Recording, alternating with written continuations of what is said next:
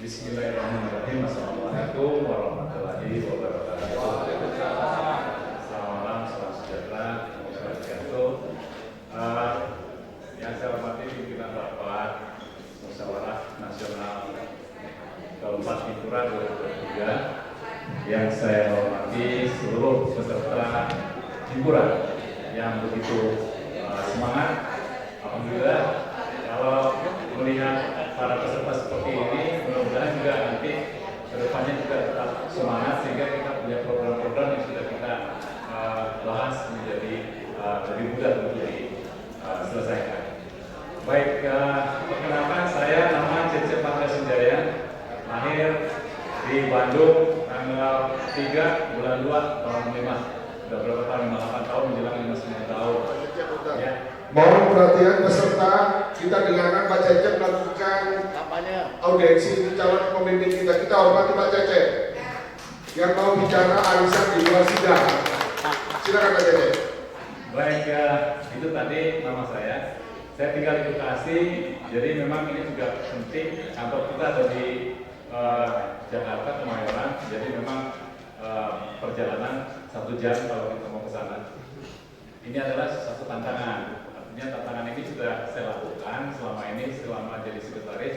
Memang melihat tantangan di Hipura ini tidak ada, apalagi misi kita adalah misi sosial, bagaimana meningkatkan kesejahteraan pensiunan kita, ya, pensiunan Angkasa Pura itu sendiri, sebagaimana yang sudah disebutkan di program kerja kita.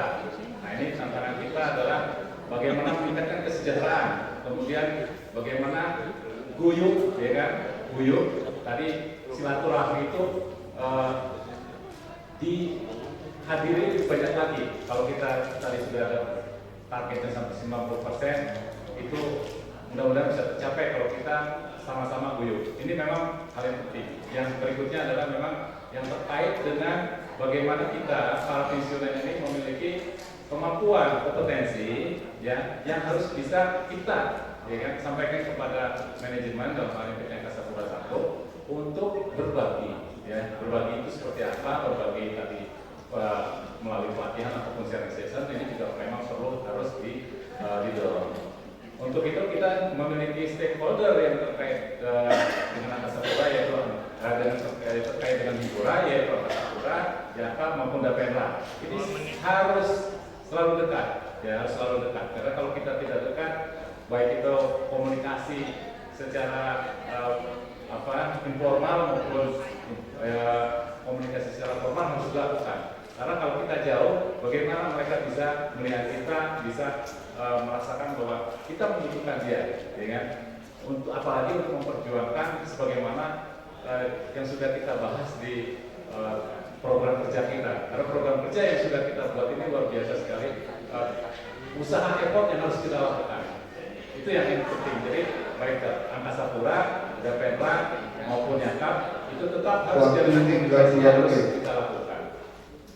Kemudian output yang harus kita miliki, ya.